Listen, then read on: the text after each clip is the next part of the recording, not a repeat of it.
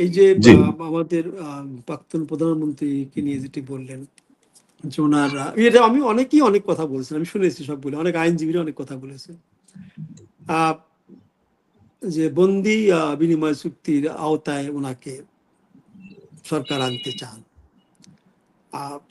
Fact is that যে উনি তো আসতে চান, ওনার আশাটাই তো বড় কথা। এবং বন্দি বিনিময় চুক্তির অধীনে আনতে হলে সেই চুক্তিতে আমার যতটা মনে পড়ে অনেক প্রভিশনস আছে, অনেক ধারা আছে, যে ধারার বলে ভারত এটি না করে দিতে পারে, যে ওনাকে পাঠানো যাবে না। এখন ওনার বিরুদ্ধে এখানে রায় হয়েছে, ওনার বিরুদ্ধে নতুন কেস হচ্ছে, অনেক কেস ট্রায়ালে যাচ্ছে। সরকার তো চাই না আসুক, এটা শুধুমাত্র বন্দি বিনিময় চুক্তির মাধ্যমে অনেক আসতে হবে এটা তো কোনো মানে হয় না। একজন আসামি তো নিজের থেকে তো আত্মসমর্পণ করতে পারে, তারপর তাকে জেলে নেন, ফাঁসি দেন, সেটা অন্য ব্যাপার। কিন্তু এই আশায় তো আমি কোনো বাধা দেখি না। তবে আমি দীর্ঘদিন ভারতে চাকরি করেছি, আমি একটি কথা বলতে চাই, যেটি যেটি কথা কেউ বলেনি, আমার মনে হয় এরকম কথা। ভারত সরকার যদি চায়ও যে তাকে ফেরত পাঠানো হবে ওনার অনিচ্ছার বিরুদ্ধে, যদি উনি নিজের ইচ্ছেতে আসতে চান, উনি তো বলেছেন যে আমার এই ফেরার সিদ্ধান্ত আমার একান্ত নিজস্ব। ভারত সরকার যদি ওনাকে পাঠাতে চায়, ভারতের জনগণ, পলিটিক্যাল পার্টি এটা নাও হতে দিতে পারে। তারা ভারত সরকারের সিদ্ধান্তের বিরুদ্ধে হাইকোর্টে গিয়ে অ্যাপিল করতে পারে।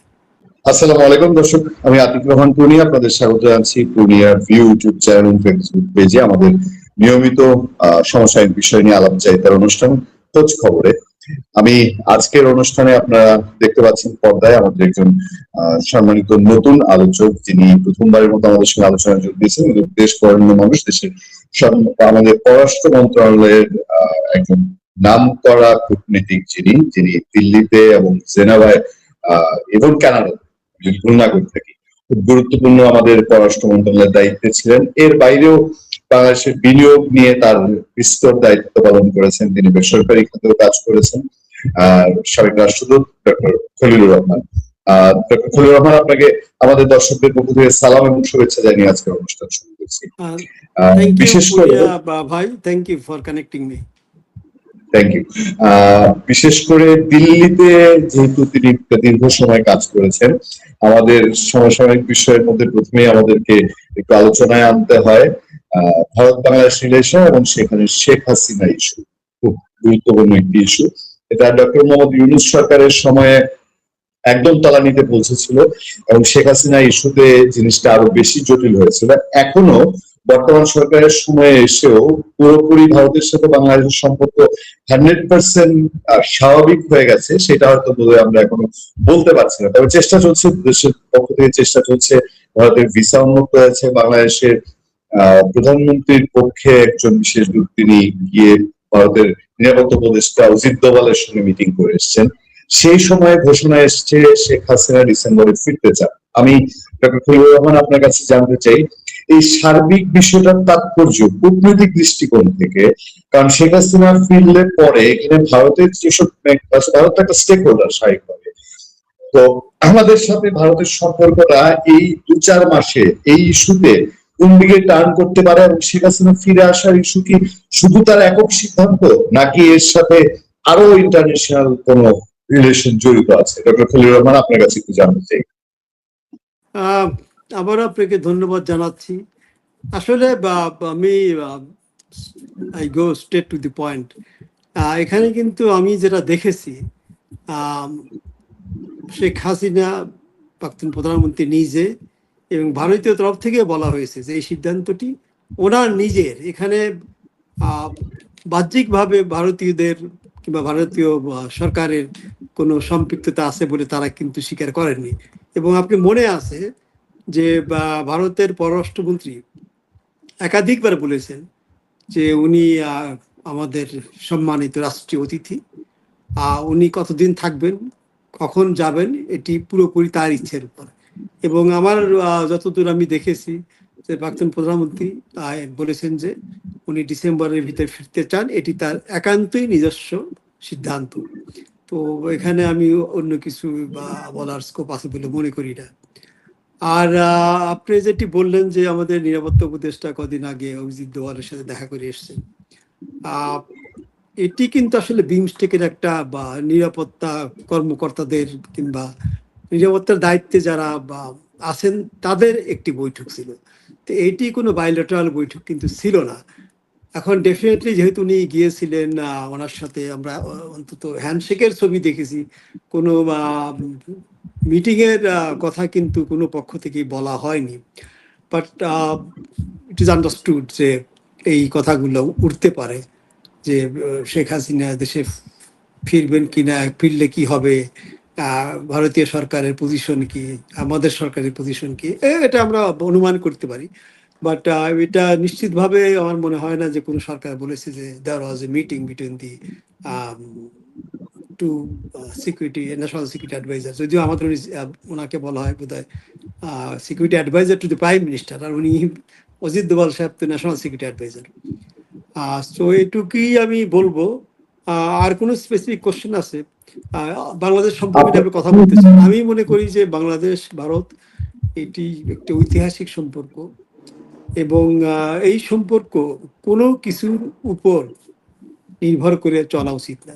ঠিক আছে, একটা ইস্যুতে আমরা হয়তো বা অগ্রসর হতে পারছি না কিংবা কোনো অগ্রগতি হচ্ছে না, ওইটা ধরে রেখে বাকি ইস্যুগুলোকেও ধরে রাখা ঠিক না। কারণ আমরা বা দুই দেশের উপর যথেষ্ট আমি মনে করি নির্ভরশীল। বাংলাদেশ একটি অতি গুরুত্বপূর্ণ প্রতিবেশী ভারতের জন্য। আমরা অনেক দিক দিয়ে তাদের উপর নির্ভরশীল। আমাদের কমার্স, আমাদের ইকোনমিক্স, আমাদের লোকজন চিকিৎসার জন্য যায়, ট্যুরিজমের জন্য যায়। আবার আপনি জানেন যে আমাদের 4096 কিলোমিটার সীমান্ত, সেই সীমান্তকে শান্ত রাখা ভারতের জন্য একটি অত্যন্ত সেন্সিটিভ ইস্যু। সো এই ইস্যুসগুলো যদি আপনি দেখেন, then is this coming up this renewal of the Ganges Water Treaty, and that this is also very important issue for Bangladesh. কারণ আপনি যদি এই পানি চুক্তি নবায়ন যদি না হয় সময় মতো ডিসেম্বরের 31 ডিসেম্বরের ভিতরে, এর অনেক ইকোলজিক্যাল, অনেক ইকোনমিক ইমপ্লিকেশনস আছে। এবং আমি মনে করি যে শেখ হাসিনা ইস্যুসটা আছে, সেটি সেটি নিয়েও আলোচনা হইতে পারে। আমাদের সরকার তো পত্র পাঠিয়েছে যে বন্দি বিনিময় চুক্তির আওতায় ওনাকে দেশে ফিরিয়ে আনতে। ভারতীয়রা বলছে যে তারা এর আইনগত দিক বিবেচনা করে দেখছেন। তো আলোচনা চলতে থাকুক, but at the same time আমি মনে করি যে বাকি যে বিষয়গুলো আছে এগুলো চলমান থাকা দরকার, এবং দুই দেশের আর্থসামাজিক উন্নয়ন, দুই দেশের স্বার্থেই কোনো ইস্যুকে জিম্মি করে অন্য ইস্যুগুলো আমাদের ধরে রাখা ঠিক না, এটা আমি ব্যক্তিগতভাবে মনে করি।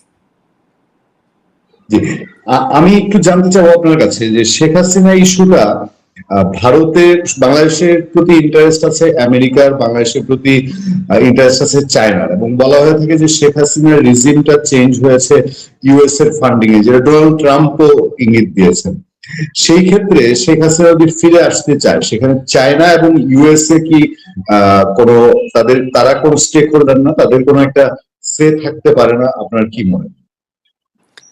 দেখেন, এগুলো তো সবই হাইপোথেটিক্যাল, যে আমেরিকা রেজিম চেঞ্জ করেছে, অনেকে বলে চায়না ইনভলভ ছিল, অনেকে বলে পাকিস্তান ইনভলভ ছিল। তো এইগুলো নিয়ে তো আমাদের তো ডেফিনেটিভ কোনো উত্তর নাই। যে এটা ফ্যাক্ট সেটি হচ্ছে যে Sheikh Hasina is no longer the prime minister. উনি এই মুহূর্তে ভারতে আছেন। এখন উনি আমাদের যে পলিটিক্যাল ন্যারেটিভ যে উনি পালিয়ে গেছেন, এটাও তো আসলে জাস্টিফাই করা খুবই কঠিন। কারণ পালিয়ে তো মানুষ সামরিক বাহিনীর হেলিকপ্টারে যায় না। আর একটা বর্ডার আর একটা দেশে, অন্য একটা দেশে বর্ডার ক্রস করতে হলে সেই দেশের অনুমতি লাগে। But fact remains that she is in India and she is no longer prime minister. We have an elected prime minister now, যেভাবেই হোক যখনই হোক। তো সেই দৃষ্টিকোণ থেকে আমি বলতে চাই না যে আমেরিকা এটা করেছে, আমেরিকার কি স্টেক কি হবে যদি ফেরত আসতে চান। আমি একটি কথা বলবো, Chinese R always very keen on their business, their investment, their commerce, their trade. But at the same time, Bangladesh is strategically located.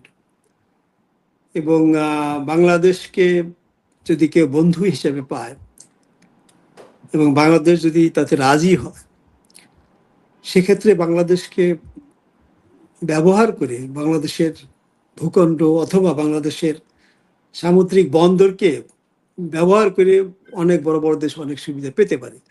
আপনি চায়নার কথাই বললেন যে অ্যাপার্ট ফ্রম চাইনিজ ইনভেস্টমেন্ট, এবং আপনারা জানেন যে আমাদের পদ্মা সেতু থেকে শুরু করে বড় বড় ইনভেস্টমেন্টে চাইনিজ গভর্নমেন্ট শেখ হাসিনা সরকারের সাথে যুক্ত ছিল।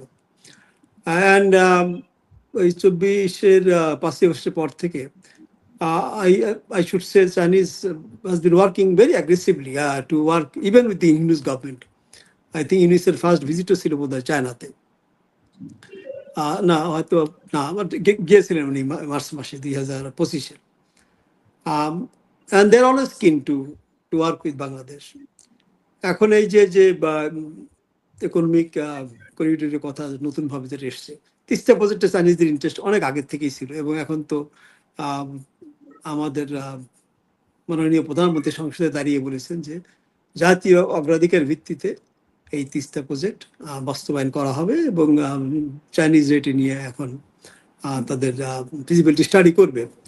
সো অ্যাপার্ট ফ্রম দ্যাট, যেটা নিয়ে কথা হচ্ছে যে China Myanmar Bangladesh economic corridor, এখন এই করিডোর অত্যন্ত গুরুত্বপূর্ণ বাংলাদেশের জন্য। দরকার কানেক্টিভিটি, এটি হলে বাংলাদেশের ব্যবসা বাণিজ্য অনেক বাড়বে, অনেক ইনভেস্টমেন্ট হবে, ইকোনমিক জোন হবে।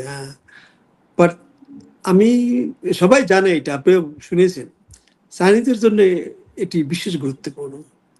কারণ আপনি জানেন যে 80% চাইনিজ ট্রেড এখন ট্রানজেক্ট থ্রু মালাক্কা স্ট্রেট, যেটার হলো ওয়ার্ড হলো 1.4 আর 1.5 কিলোমিটার, এবং এক পাশে আছে আমেরিকান 7th ফ্লিট, আর এক পাশে হলো ভারতের আন্দামান দ্বীপপুঞ্জের ওখানে একদম ওদের সমন্বিত ঘাঁটি আছে আর কি, যে ওখান থেকে যে কেউ ইন্ডিয়া চাইলে মালাক্কা স্ট্রিটের ওখানে ব্লক করতে পারে। তো Chinese need an alternative entry to the বে অফ বেঙ্গল। তারা পাকিস্তানের বালুচিস্তানে, আপনি বালুচিস্তান নিয়ে কি কথা বলেন, একটা Gwadar port already they have entry to Arabian Sea. এখন যদি বাংলাদেশের মাধ্যমে যদি তারা আরেকটি এন্ট্রি পায়, so in the crisis time that will be very useful for their commercial business survival. So এটা তো তারা চাবেই। এখন এখানেই আসছে যে যেহেতু আমেরিকা, ভারত চাইলেই যদি কোনো সাউথ চায়না সিতে কিংবা তাইওয়ানে যদি কোনো গন্ডগোল হয়, আমেরিকা এবং তাদের মিত্র দেশগুলো চাইলেই কিন্তু মালাক্কা স্ট্রিট কিন্তু তারা বন্ধ করে দিতে পারে, হরমুজ প্রণালীর মতো। তো এখন যদি চাইনিজরা যদি আরেকটি পোর্ট যদি বাংলাদেশে পেয়ে যায়, যদিও তাদের বঙ্গোপসাগরে অ্যাক্সেস আছে, ওই চকপি নামে, এটা উচ্চারণ চকপি হয়, মানমারে, ওখান থেকে তারা বঙ্গোপসাগরে যেতে পারে, but an additional port in Bangladesh will give them huge advantage. তো এটি তো আসলে আমেরিকানরা চাবে না। ইন্ডিয়ার কতটা চাবে সেটা একটা বিষয়, বাট আমেরিকানরা তো ডেফিনেটলি চাবে না। তো সেই কনটেক্সটে আমি মনে করি যে যে আপনার প্রশ্নটা ছিল যে শেখ হাসিনা যদি ফেরত আসে তাদের কি ভূমিকা থাকবে। America is a country, they only look at their own interest. Whoever serves their own purpose, they will support him or her. এই জন্য ডিপ্লোমেসিতে অনেক কিছু হয়, যতটা সামনে হয় পর্দার অন্তরালে তার চেয়ে বেশি হয়। এখন আপনি তো ইউনূস সাহেবের যে অনির্বাচিত সরকার যে 9 তারিখে বোধহয় 9 ফেব্রুয়ারি যে চুক্তিটা করে গেছে, সেই চুক্তিটা এখন বাংলাদেশ সরকারের ঘাড়ে এসছে। এখন বিএনপি সরকার, যদিও আমাদের পররাষ্ট্রমন্ত্রী বলেছেন যে both BNP and Jamaat are consulted এই চুক্তির ব্যাপারে, so they are party to it and they are owning it. এখন আপনি যদি মনে করেন যে এরকম একটি চুক্তি যদি সবাই যদি অ্যাকসেপ্ট করে, তো আমেরিকার কোনো প্রবলেম নাই। আমেরিকা ডেফিনেটলি চায় যে জনগণ যাদের পক্ষে বেশি আছে তারাও সেদিকে চায়, provided that leader serve there purpose also. কারণ একজন আনপপুলার গভর্নমেন্টকে, আনপপুলার লিডারকে সাপোর্ট দিয়ে আপনি বেশি দিন টিকে রাখতে পারবেন না। তারা চায় যে এমন একটি সরকার যাদের জনসমর্থন আছে, at the same time that government will also serve their own purpose, I mean American purpose, and they are fine with that. They don't care about any martial law government, any autocratic government, any undemocratic government. What they care is their own interest.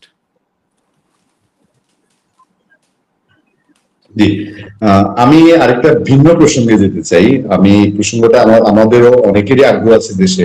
ইতিমধ্যে শোনা গেছে যে পাকিস্তানের বেলুচিস্তান স্বাধীনতা ঘোষণা করেছে। বাংলাদেশে বাংলাদেশ থেকে আমরা যদি নিরপেক্ষ জায়গা থেকে দেখি, আমরা এখন স্বাধীন দেশের ভাঙচুরের বিদ্রোহের দিকে আমাদের সাপোর্ট থাকার কথা না, কিন্তু বাংলাদেশের দুইটা অবস্থান আছে। এক পক্ষ চায় পাকিস্তান ভেঙে যাক, আরেক পক্ষ চায় ভারত ভেঙে যাক। এবার বেলুচিস্তানের স্বাধীনতার ঘোষণাটা এই অঞ্চলের ভূরাজনৈতিক পরিস্থিতিতে কোনো এফেক্ট ফেলবে কিনা, আপনি কি সেরকম মনে করেন কিনা? আপনি প্রথমে যেটি বললেন, that is exactly the case. Bangladesh Panchsheel নীতিতে বিশ্বাসী, শান্তিপূর্ণ সহাবস্থান, অন্যের আভ্যন্তরীণ ব্যাপারে হস্তক্ষেপ না করা, এবং পারস্পরিক সহযোগিতার ভিত্তিতে উন্নয়ন। তো সেই প্রেক্ষাপটে definitely Balochistan is part of Pakistan. এবং আমরা আমি প্রথম পলিসিটাই বলিনি যে যেটা territorial integrity, সভরেনিটি, respect for territorial integrity and সভরেনিটি। So Bangladesh definitely has that, believes that this is Pakistan's issue, and Bangladesh believes in territorial integrity of any country and sovereignty of any country. So সেই কনটেক্সটে আমি মনে করি যে the issue should be resolved by Pakistan domestically. এখন যদি কোনো কারণে যদি কিছু ঘটে, এখন আপনি যেটা বললেন যে এক পক্ষ চায় পাকিস্তান ভেঙে যাক, এক পক্ষ চায় ভারত ভেঙে যাক, তা আমি মনে করি যে আমাদের এই ভাঙাভাঙিতে আমাদের কি লাভ? আমাদের দরকার আমাদের দেশকে কিভাবে আমরা সংরক্ষিত রাখতে পারি, কিভাবে সবার সাথে পারস্পরিক সহযোগিতার ভিত্তিতে আমরা আমাদের দেশের সামাজিক অর্থনৈতিক উন্নয়ন করতে পারি। এটি নিয়ে আমাদের মাথার কোনো কারণ থাকা উচিত না। তবে যদি কোনো কিছু হয় এরকম, definitely it will have huge geopolitical, I think, something of huge geopolitical importance. এখন আপনি যদি চায়না পাকিস্তান ইকোনমিক করিডোরের কথা যদি ধরেন, সেই করিডোরটা কিন্তু এই বালুচিস্তানের ভিতর দিয়ে গাওয়ার পোর্টে আসছে না। গাওয়ার port is in Balochistan. China has huge interest. এখন চায়না কি চাইবে যে এরকম একটা অস্থিতিশীল পরিস্থিতি হোক? সেকেন্ডলি, আমেরিকার সাথে পাকিস্তানের যে ট্রেড এগ্রিমেন্ট হয়েছে, যেটা আমরা শুনেছি যে American will have access or will have collaboration, cooperation in exploring the minerals, rare earth minerals and other resources in Balochistan, because this is a country 44% of area size of total Pakistan, huge province, and they have huge resources. So America, China, they have huge interest. এখন you never know, many countries, they also try to also negotiate behind this garden with even the rivers. What happened in Rakhine, the Arakan army, who funded them?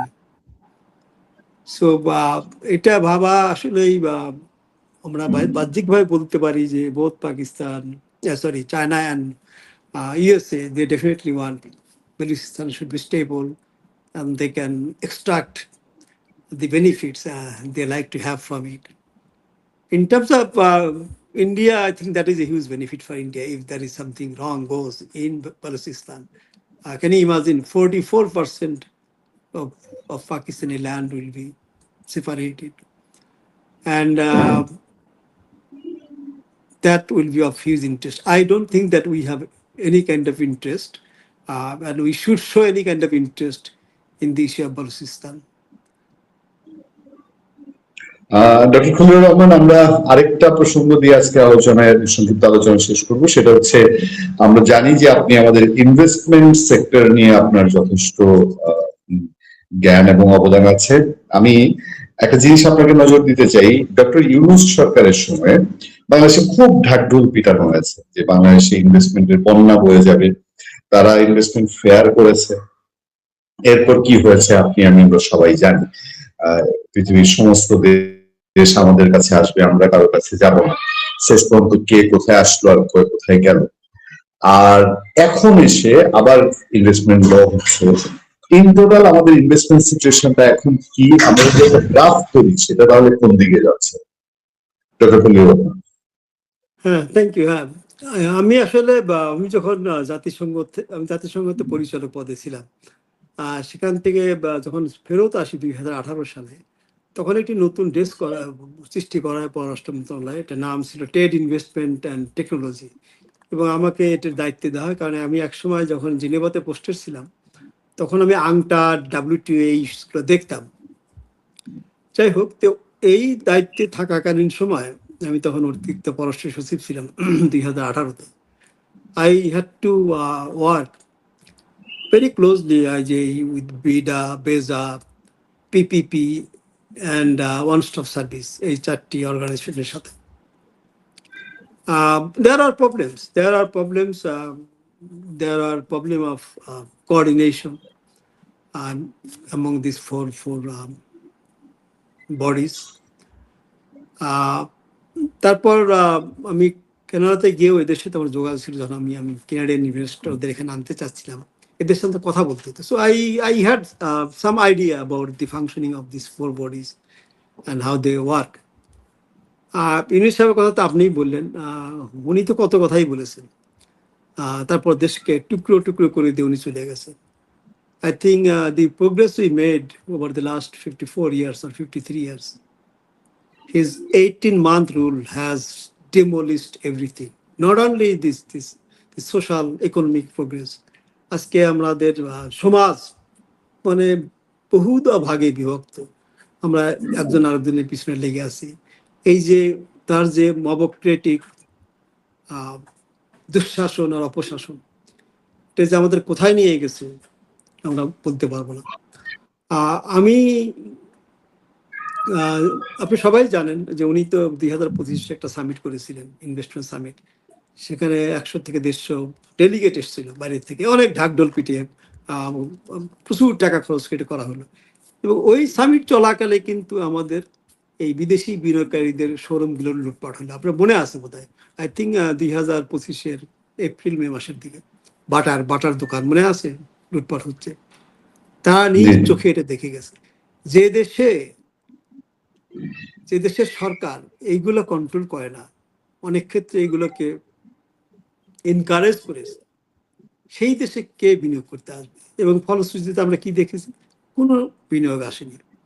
এবং আপনি যদি 2025 যদি বিনিয়োগ data দেখেন, আংটারের প্রকাশ করা data, এটা বাংলাদেশের বিনিয়োগ হলো উগান্ডা এবং ঘানার চেয়ে কম। And this continued. এই যে এই প্রথম প্রান্তিকে জানুয়ারি টু জুন আমাদের বিনিয়োগ কমেছে 70%। সো এসবের পরিপ্রেক্ষিতে এবং যখন আমাদের বর্তমান সরকার ক্ষমতা আসে, তারা এই ব্যবসা বাণিজ্যকে চাঙ্গা করা হচ্ছে। এবং আপনি জানেন যে লাখ লাখ লোক চাকরি হারিয়েছে, হাজার হাজার ফ্যাক্টরি বন্ধ হয়ে গেছে। তো সরকার একটা, আপনার মনে আছে বোধহয়, ঘোষণা দিলেন যে 180 দিনের ভিতর যে ব্যবসা বিনিয়োগ বান্ধব পরিবেশ তৈরি করা হবে। এবং সেই পরিকল্পনার অংশ হিসাবে এই যে চারটি বডির কথা বললাম, BIDA, BEZA, PPP, public private partnership এবং ওয়ান স্টপ সার্ভিস, এই চারটিকে একত্রিত করে গত সপ্তাহে একটি বিল সংসদে পাশ হয়েছে, ইনভেস্ট বাংলাদেশ 2026। এখন এই চারটি সংস্থার কাজ একটি সংস্থা করবে, যত ধরনের বিনিয়োগ সংক্রান্ত ইস্যুজ আছে সবগুলো এক ছাদের নিচে ডিল করা হবে। আমি মনে করি this is a good step, এটা নিয়ে আমি একটা ছোট একটা পডকাস্টের মধ্যে একটা পোস্ট করেছিলাম, এবং তার পরিপ্রেক্ষিতে আমাদের কিছু দেশীয় বিনিয়োগকারী যারা বিদেশি বিনিয়োগকারীদের সাথে একসাথে বিনিয়োগ করেছে বাংলাদেশে, তারা আমাকে কয়েকদিন ফোন করেছে, কয়েকদিন মেসেজ করেছে যে আপনি এটা বললেন, তো আপনি জানেন যে অনেক বিদেশি বিনিয়োগকারী দেশ থেকে চলে গেছে ইউনূস সাহেবের সময়, এবং চলে যাওয়ার কিন্তু একটা ইমপ্লিকেশন আছে। তখন চলে যাবে, নতুন কোনো বিনিয়োগ কিন্তু সহজে আসবে না। একটা দেশের, আমি যদি ক্যানাডার কথাই ধরি, যে কানাডা এখানে গিল্ডার নামে একটা কোম্পানি আছে, অনেক বড় গার্মেন্টস, আমি তাদের কথা বলছি না, অন্য একটা ক্যানাডিয়ান কোম্পানি চলে গেছে। এখন নতুন যদি কেউ বিনিয়োগ করতে আসে, ওরা করে কি, যে এই দেশে ক্যানাডিয়ান বিনিয়োগকারী যারা আছে তাদের সাথে কথা বলে যে তোমাদের কি সুবিধা কি অসুবিধা। কারণ যে লোক চলে গেছে এবং তাদের অভিযোগ, তাদের কথা অনুযায়ী সেটা হলো যে চাঁদাবাজি থ্রু মব, আইন শৃঙ্খলার অবনতি এবং অদক্ষ ব্যবস্থাপনা। ইউনূস সাহেব তো অনেক ঢাকঢোল পিঠে অনেক কিছু করছে, এই তিনটি কারণ দেখে মূলত তারা চলে গেছে। এখন তারা যখন এদের সাথে কথা বলবে, তারা তো একই কথা বলবে, it is not easy to bring new investors. তবে আমি মনে করি এই চেঞ্জটি ইতিবাচক, ব্যক্তিগতভাবে আমি মনে করি। তবে এর জন্য দরকার একটি দক্ষ, অভিজ্ঞ ব্যবস্থাপনা এবং ব্যবস্থাপক, আইন শৃঙ্খলার উন্নয়ন এবং রাজনৈতিক স্থিতিশীলতা। এইটা না হলে আপনি নতুন বডি বানান, নতুন আইন বানান, যাই করেন, it is not easy to bring new investment. এবং আমি আরেকটি কথা এই কন্টেক্সটে বলবো, যদি আপনি রাজনৈতিক স্থিতিশীলতা আনতে চান, আপনার ফার্স্ট অ্যান্ড ফরমোস্ট কন্ডিশন হলো আপনার ইনক্লুসিভ পলিটিক্স, অন্তর্ভুক্তিমূলক সমাজ এবং অন্তর্ভুক্তিমূলক রাজনীতি। এটা যদি আপনি ইস্যু না করেন, কখনোই এদেশে রাজনৈতিক স্থিতিশীলতা আপনি আনতে পারবেন না এবং বিনিয়োগও আসবে না। আমরা মুখে যত বড় বড় কথাই বলি, this is the practical scenario. I stop here, যদি আপনি রিলেটেড কোনো কোশ্চেন থাকে।